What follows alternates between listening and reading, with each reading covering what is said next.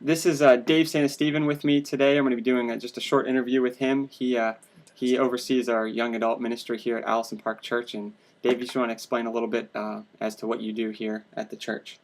Absolutely. Like Nick said, my name's David. Been on staff here at Allison Park for about 3 years or so, and I lead the young adult ministry Apex here at the church, and I also lead the worship ministry as well. So those are my two roles that I try to juggle. So yeah. Can you just give, just to kind of start off, just for everybody listening, just a brief background as to your involvement with young adults here, or just in general, young adult ministry? Sure. My involvement in young adult ministry is kind of different. This was never something that was necessarily that I had dreamed about doing, leading young adults. Since I was, in junior high, I was always into music, and I started leading worship when I was, at a young age. And whenever I was approached about leading the young adults, my first thought was, hey, am I qualified to do this? Because I had just done music so much. But throughout my life, God's done some great things in my heart, and I've always loved to teach, and I've loved to disciple people, and draw them closer to God. And so going into young adult ministry, didn't feel like I was totally equipped and ready for it, but just dove right in and been loving it. Yeah, that's awesome. Now, how long have you been leading the young adults here? Couple years now. Couple years? Yeah.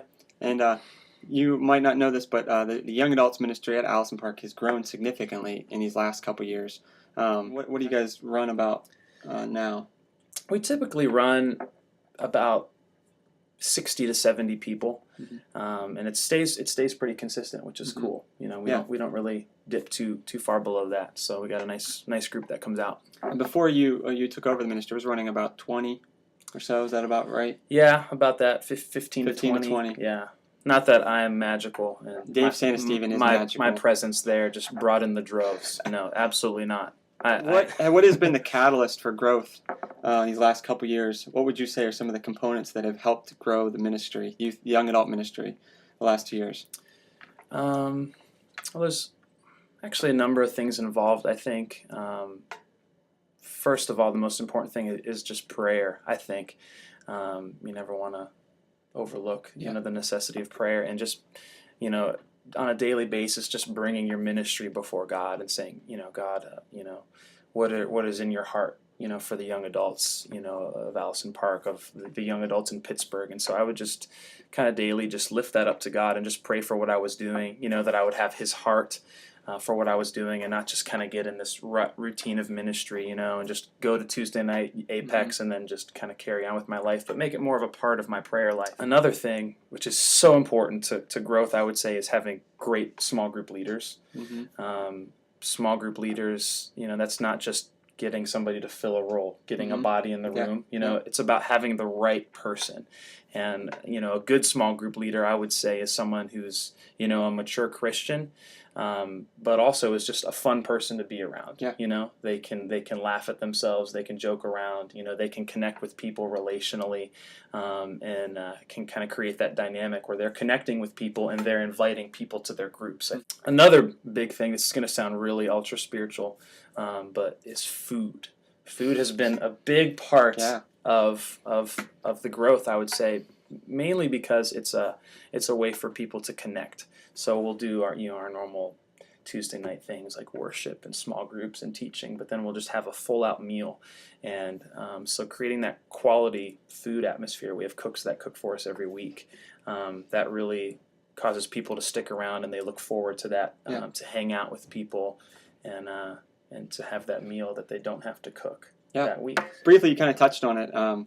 The schedule that you have on a normal basis for your young adults meetings.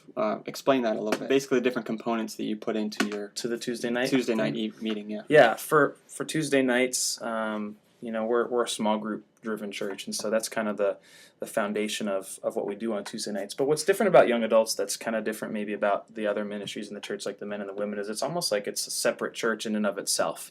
A lot of the people that come on Tuesday nights don't attend Allison Park on the weekend. They're involved in other churches, or maybe they're not even plugged into to a local church, and so they're just coming to check it out.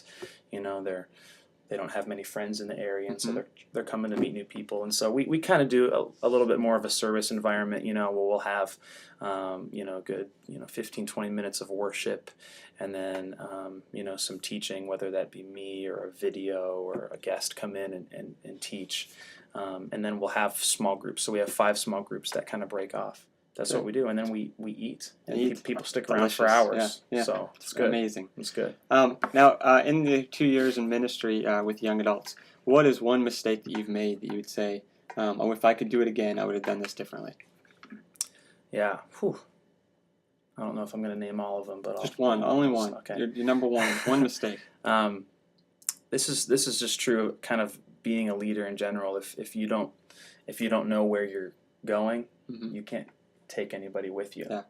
And I would say for me, just kind of in the early days, almost just kind of doing what I did out of a routine and not having necessarily a strong, compelling vision for what I was doing. And if I'm not clear on my vision, I can't communicate a clear vision to people, and so people they won't know what's going on, and they don't know where you're going. Yeah. Because I didn't know where I was going. What was one thing that you kind of surprised you did that worked really well that you were shocked by? Something that I'm just kind of surprised about in general is just how word of mouth spreads. This isn't necessarily something that I did, but when you have like a quality experience for people, the best way to get more people to come is that they just invite others to come. And so we'll have people show up that maybe just checked out the website and showed up, or their friends are telling each other about it, and so people are coming who have never been to Allison Park and are just kind of showing up. And I would say every single week that we meet, there's always at least 1 or 2 brand new people that show up, who come.